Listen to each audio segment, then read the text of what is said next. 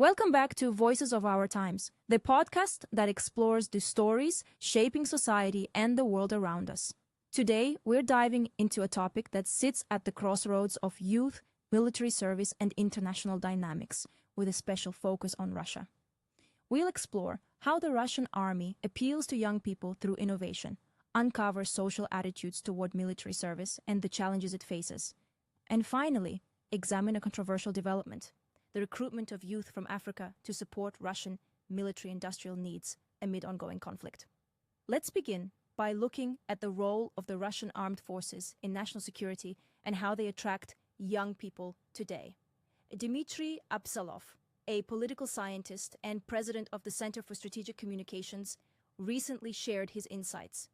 He pointed out that Russia remains one of the few countries equipped with truly modern armed forces, ranking among the top 3 globally for weapons based on new physical principles, even holding first place in some cutting-edge technologies. Abzalov emphasized that a country might have a strong economy and social system, but without military leverage, it risks losing everything. History bears this out.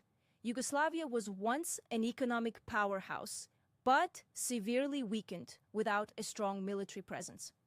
What's fascinating is how many civilian technologies, from mobile phones and the internet to advanced surgical techniques, trace their origins back to military and space research.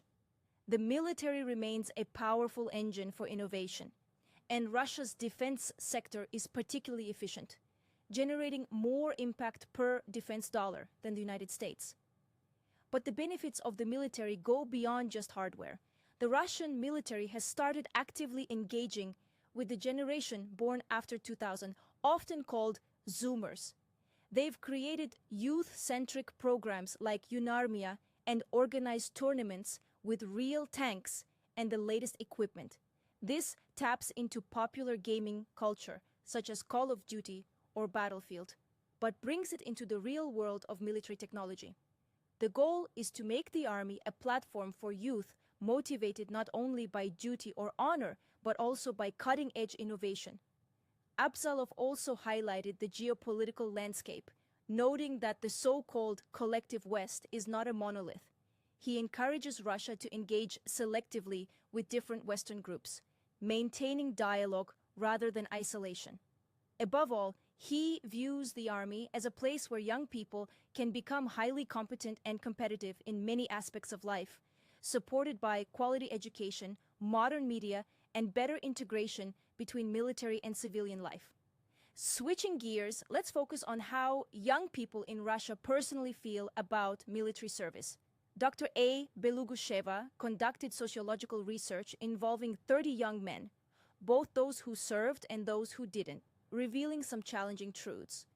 About 70% of them expressed a negative attitude toward the army.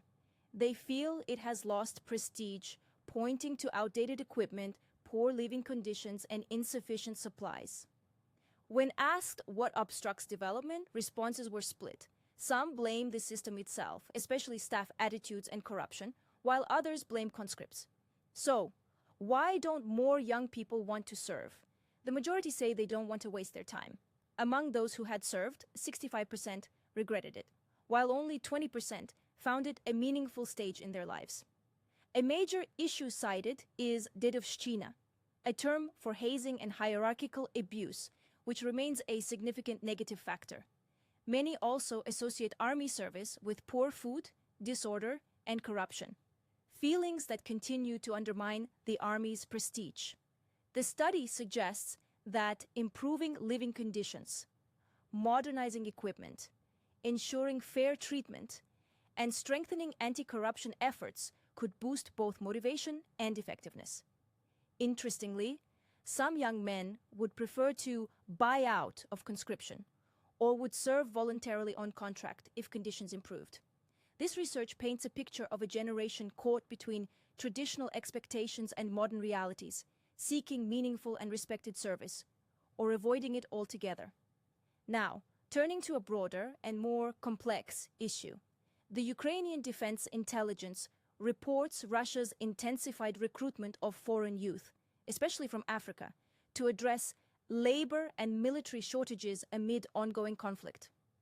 A non-profit called the BRICS Student Commission operates mainly in South Africa to recruit young workers and mercenaries for Russian military-industrial enterprises, and even for direct participation in the war in Ukraine. They reach out through social media, radio, and academic institutes, targeting provinces like KwaZulu-Natal. This campaign is politically backed by the left-wing party Umkhonto weSizwe, founded by former South African President Jacob Zuma, whose daughter is involved in the Commission's leadership. This intertwines politics, recruitment, and foreign influence deeply. Local media and journalists also participate, helping to legitimize these opportunities. Tens of thousands could be recruited from African countries within the Southern African Development Community region. Critics warn that this massive recruitment of cheap labor and fighters risks regional stability in Africa and international security. It also exposes recruited youth to exploitation and danger. This multi-layered strategy shows Russia's growing reliance on global human resources amid internal challenges and a contested international standing. So, what do these threads tell us? The Russian military's future depends not only on its technological sophistication, but also on its ability to engage, motivate, and retain young people, at home and abroad, in ways that are meaningful and ethical. What we see is a profound interplay of innovation, societal attitudes, and international politics, all playing out in the lives and choices of young individuals. Thank you for joining us on Voices of Our Times.